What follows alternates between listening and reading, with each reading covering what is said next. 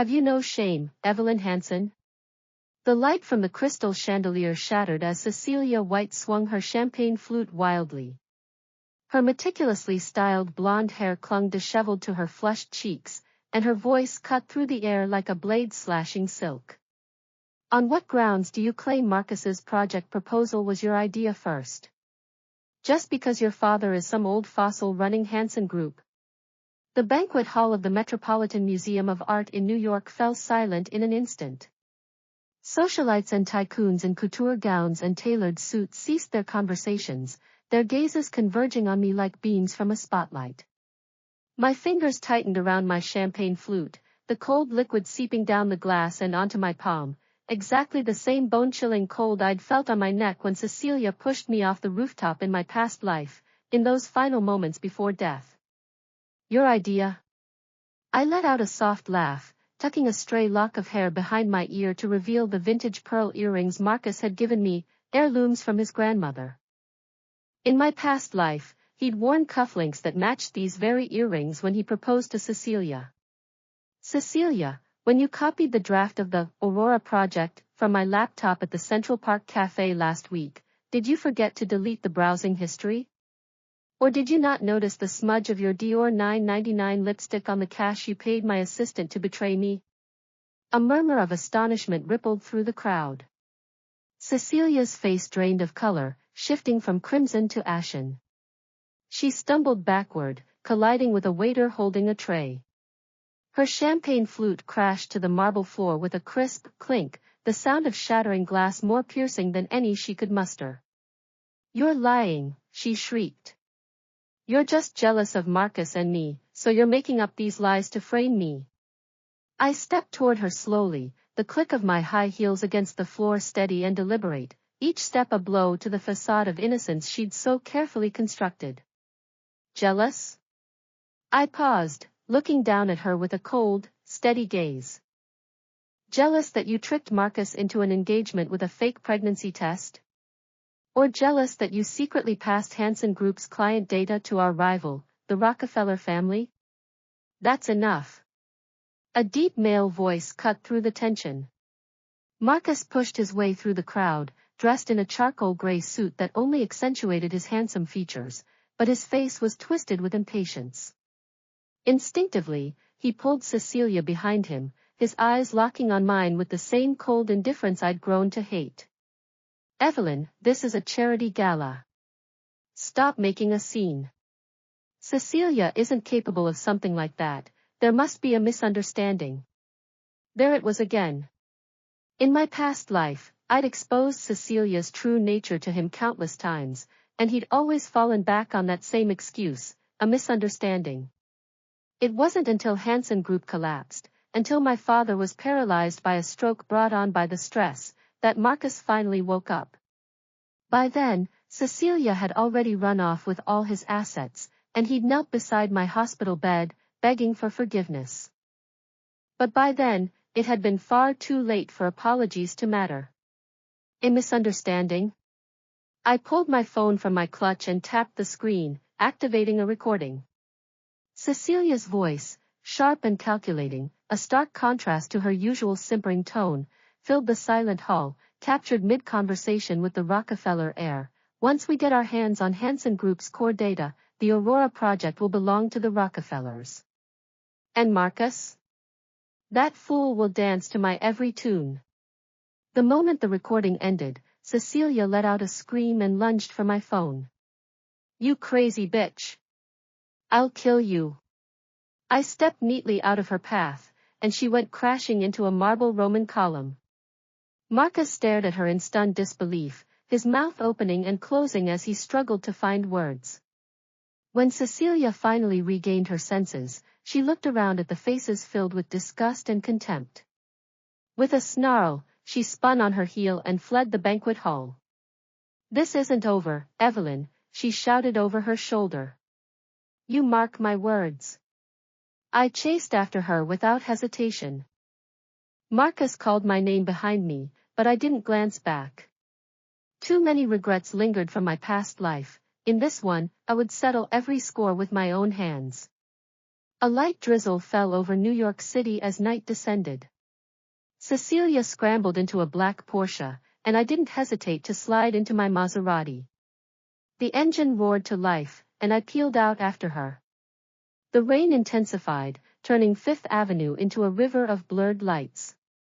Cecilia wove recklessly through traffic, and I stayed right on her tail, my mind flooded with memories from my past life, the way she'd smiled as she accepted the coffee I'd handed her, only to lace it with hallucinogens, how she'd linked arms with me on the way to a board meeting, then stabbed me in the back by sabotaging my presentation, the fake tears she'd shed at my father's hospital bed, moments before she directed debt collectors to his room. Screeching brakes cut through the night. Cecilia's car swerved suddenly, slamming head-on into a runaway truck. I reacted on instinct, yanking the steering wheel hard to the right. My Maserati crashed into the guardrail with a bone-jarring impact. The world went black around the edges, and as consciousness slipped away, I thought I saw Cecilia crawling out of her crumpled vehicle, her eyes burning with the same hatred and unwillingness that had haunted her in our final moments before. "Evelyn! Wake up!" A familiar voice pulled me back from the darkness. I snapped my eyes open, and my gaze fell on the ceiling of the top-floor office at Hansen Group, the very office I'd occupied when I first returned to my father's company as project director after graduating from Harvard. Sunlight streamed through the floor-to-ceiling windows, and the air smelled of my favorite white tea diffuser. This couldn't be real. "Miss, you've been asleep for nearly an hour," my personal assistant, Anna, said, standing beside my desk with a schedule in hand. Worry etched her features. "Miss Cecilia has been waiting outside for 20 minutes. She says she has something important to discuss with you." "Cecilia?" I sat up so abruptly my head spun. My eyes darted to the calendar on my desk, June 15, 2022. 1 month before the official launch of the Aurora project. 6 months before Cecilia would orchestrate my father's stroke. 1 year before Hansen Group would declare bankruptcy. I wasn't dreaming. I'd been reborn. Send her in. I took a deep breath to steady the surge of rage and relief warring inside me, smoothing the silk blouse I was wearing. In this life, I would never give Cecilia another chance to hurt me or my family. The door opened, and Cecilia stepped through, her face split into a bright, innocent smile. She wore a pink sundress that made her look like a harmless girl next door, the perfect disguise, one she'd perfected over the years. "Evelyn, there you are," she chirped, approaching my desk and picking up the coffee cup that sat there as if it belonged to her. "I was worried you weren't feeling well. This is your favorite latte, fresh from the cafe downstairs." In my past life, I'd drunk that very coffee without a second thought. It had left me dizzy and disoriented during the initial proposal meeting for the Aurora project, making me fumble my presentation. Marcus had written me off as incompetent that day, and Cecilia had stepped in to save the day, the first step in her plan to steal everything from me. I raised a hand to stop her before she could hand me the cup. "No, thank you," I said with a polite smile. "I've cut back on caffeine lately. My doctor says it's worsening my migraines." Cecilia's smile faltered for a fraction of a second before she recovered, her expression turning sympathetic. "Oh, that's such a shame. Speaking of which, I actually came to talk to you about the Aurora project. I've had this brilliant idea I think you'll love." I leaned back in my office chair, folding my hands on the desk, and fixed her with a steady gaze. "Go on, then. I'm listening." "We should partner with the Rockefeller family." Cecilia's eyes lit up with fake enthusiasm. "Their resources in the energy sector are far more extensive than ours. If we team up with them, the Aurora project is guaranteed to be a massive success. I've already reached out to their heir through a mutual contact, and he said he's very interested in meeting with us." There it was, the same plan she'd used in my past life. Back then, she'd used the pretense of a partnership to leak the Aurora project's core data to the Rockefellers, leaving Hansen Group's massive R&D investment in ruins. That's actually a solid idea, I said, nodding in feigned agreement.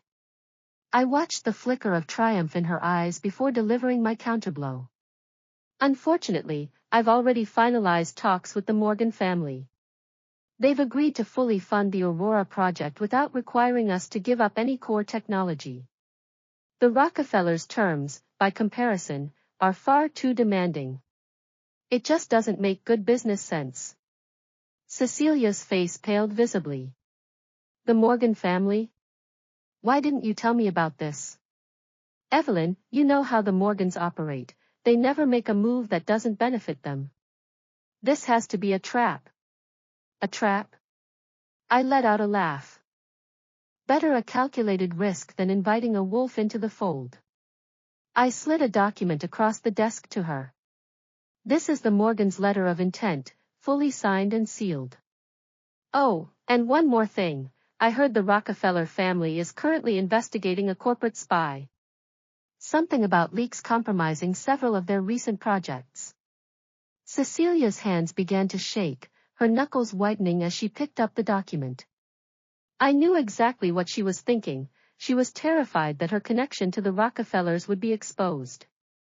In my past life, she'd evaded justice for so long because no one had ever managed to pin concrete evidence on her. This time, I would make her squirm from the very start. I have another appointment, Cecilia mumbled, forcing a smile as she grabbed the document and hurried toward the door. I watched her hasty retreat, then picked up my phone and dialed Marcus's number. Marcus, do you have time this evening? I need to talk to you about the Aurora project, and Cecilia. There was a long pause on the other end of the line before Marcus's deep voice replied. Meet me at 7. The French bistro next to Central Park. I hung up and stood, walking to the window to gaze out at the bustling streets of Manhattan. This was the city where I'd lost everything in my past life, but in this one, I would rise again. I would crush everyone who had betrayed me, starting with Cecilia and Marcus. They had no idea what was coming for them. I arrived at the bistro 10 minutes early, choosing a table by the window with a view of the park. It wasn't long before Marcus appeared. He still wore a tailored suit, but the coldness in his expression had softened, replaced by a faint look of exhaustion. What did you want to talk about? Marcus asked, cutting straight to the chase as he took the seat across from me. I slid a folder across the table to him. Call logs between Cecilia and the Rockefeller heir. Bank records showing large, unexplained transfers into her account. Marcus picked up the files, his expression darkening as he read through them. Why would she do this? He asked, his voice filled with genuine disbelief. For money. For power. I lifted my glass of red wine and took a slow sip. She thinks if she steals the Aurora project's core data and sells it to the Rockefellers, she'll become wealthy enough to control you, and through you, both Thorne Group and Hansen Group. Marcus's fingers tightened around the files, his knuckles turning white with the force of his grip. That can't be true. Cecilia isn't like that. He spoke the words, but the doubt in his eyes betrayed him. Believe what you want. I pulled out my phone, opened the recording app, and set it on the table between us. This is her call with the Rockefeller heir from yesterday. Listen for yourself. When Cecilia's voice came through the speaker, sneering, Marcus is such a fool. He'll do whatever I tell him. Marcus's face turned a dangerous shade of red. He shoved the phone away from him, grabbed his wine glass, and drained it in one gulp. I understand, he said after a long, tense silence. Thank you for telling me this, Evelyn. I didn't do it for you, I said, my voice cold and sharp. I did it for myself. For Hansen Group. In my past life, your blind trust in her destroyed everything.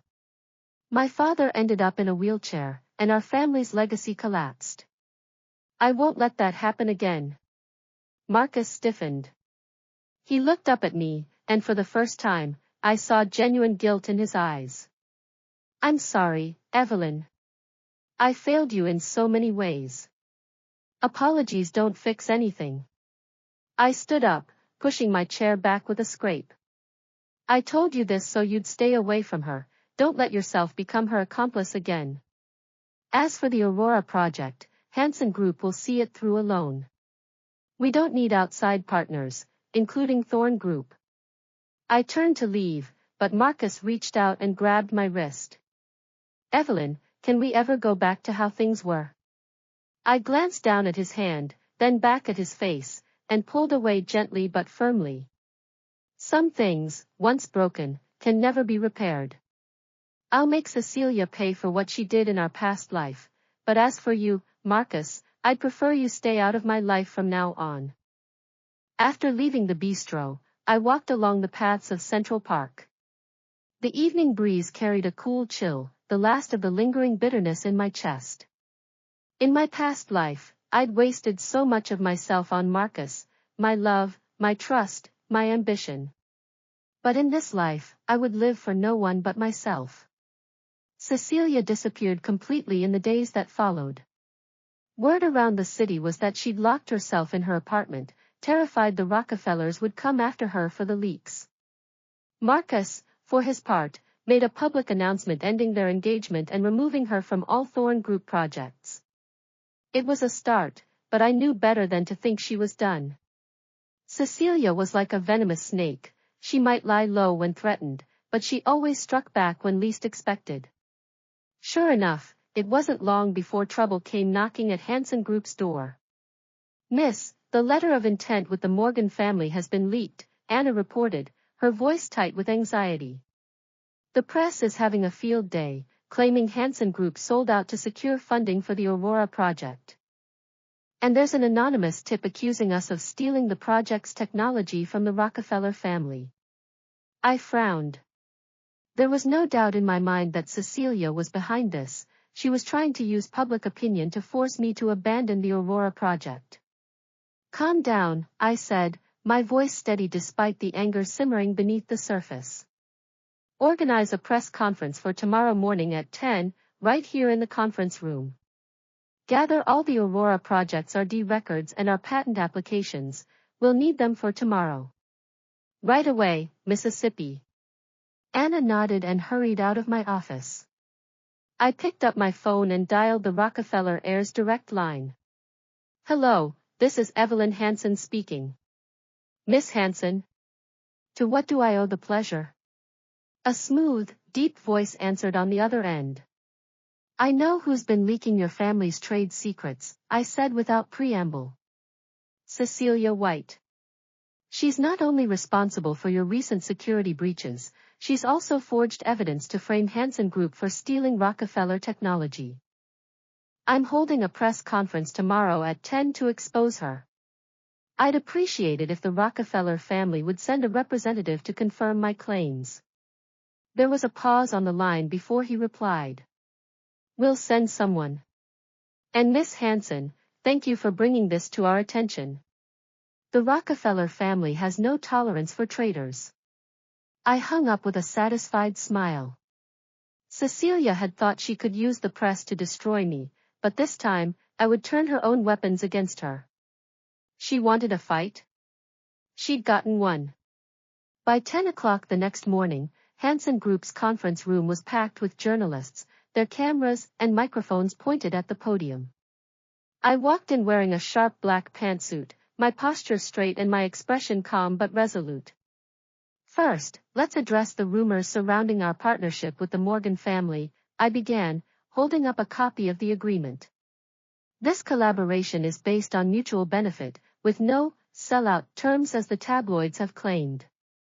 Every clause, from funding amounts to intellectual property rights, is clearly outlined here for public review.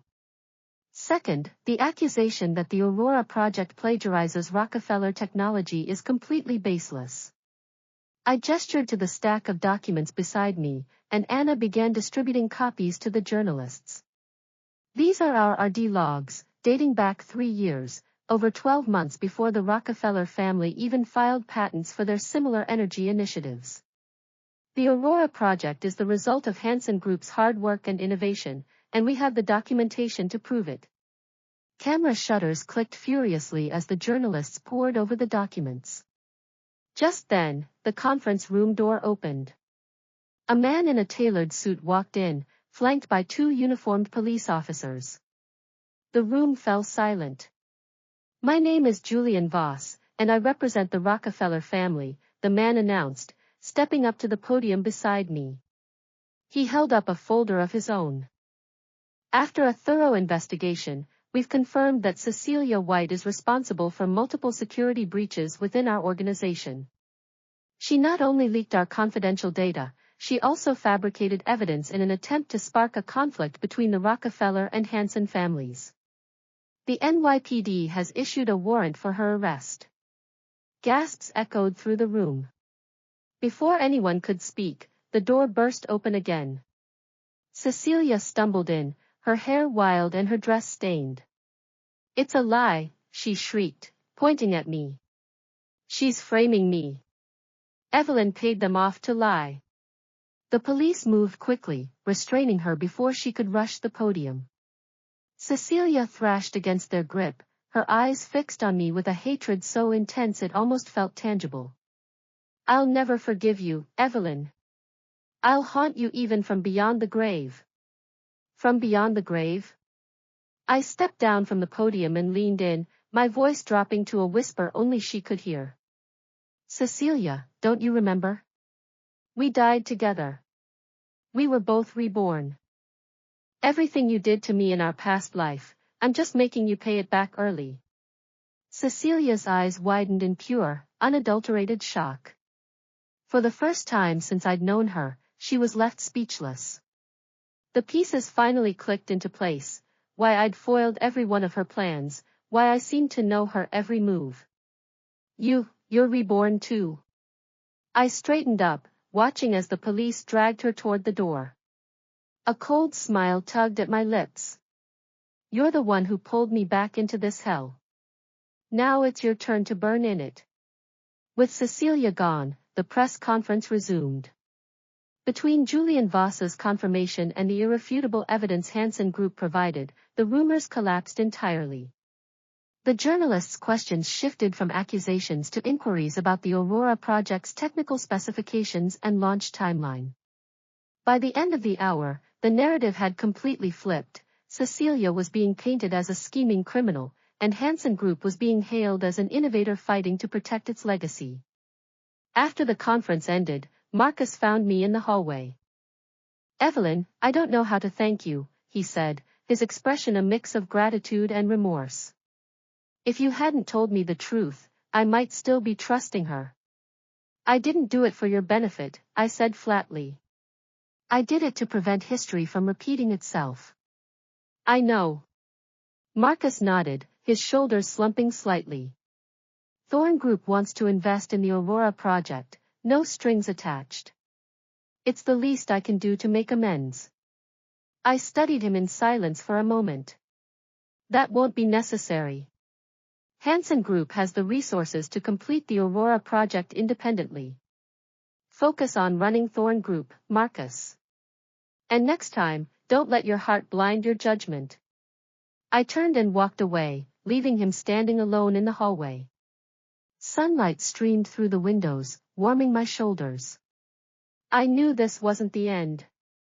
Cecilia might be behind bars, but she could still have allies.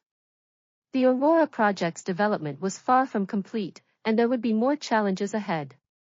But for the first time in a long time, I didn't feel afraid. Rebirth had given me more than just a second chance. It had given me the wisdom to see through lies and the courage to fight back. I was no longer the naive, trusting woman who'd let others destroy her life. I was the thorny rose of Manhattan, and I would bloom, no matter how many tried to tear me down. Over the next few months, I threw myself into the Aurora project's development. Leading the RD team, we tackled technical hurdles one by one, making breakthroughs that even our most optimistic projections hadn't anticipated. Using the knowledge from my past life, I also made strategic investments in emerging tech startups, investments that quickly paid off, boosting Hansen Group's capital reserves and ensuring we had the financial flexibility to weather any storms. Cecilia's trial was swift and decisive. Found guilty of corporate espionage and falsifying evidence, she was sentenced to 10 years in a federal prison. The wealth and social status she'd spent years chasing vanished overnight. Word from the prison was that she'd lost her mind, screaming my name day and night, insisting I was a devil who stole her life. In truth, I'd only taken back what she'd stolen from me. Marcus, too, had changed. He threw himself into running Thorn Group, becoming known for his cautious, calculated decisions, no longer the man who let emotion cloud his judgment. We crossed paths occasionally at industry galas, and he always nodded politely, but he never mentioned our past. It was a silent acknowledgement that some bridges were better left burned. A year after that fateful press conference, the Aurora project launched to worldwide acclaim. The revolutionary energy technology we developed promised to reduce carbon emissions by 40%, catching the attention of governments and corporations across the globe. Hansen Group, once on the brink of collapse in my past life, became a leader in the global push for sustainable energy. Standing on the stage at the launch event, surrounded by cheers and camera flashes, I felt a surge of pride unlike anything I'd ever known. In my past life, I'd wandered in darkness, letting others define my worth and destroy my future. In this life, I'd found my way back to the light. Those who'd hurt me had faced justice, and I'd built something far greater than I'd ever imagined. I was no longer Evelyn Hansen, the scorned heiress. I was Evelyn Hansen, the visionary who'd turned tragedy into triumph, the woman who'd rewritten her own story. After the launch event, I walked alone along the New York waterfront. The waves crashed against the rocks, their rhythm steady and comforting. The setting sun painted the sky in hues of orange and crimson, casting a golden glow over the skyline. I took a deep breath, letting the salt air fill my lungs.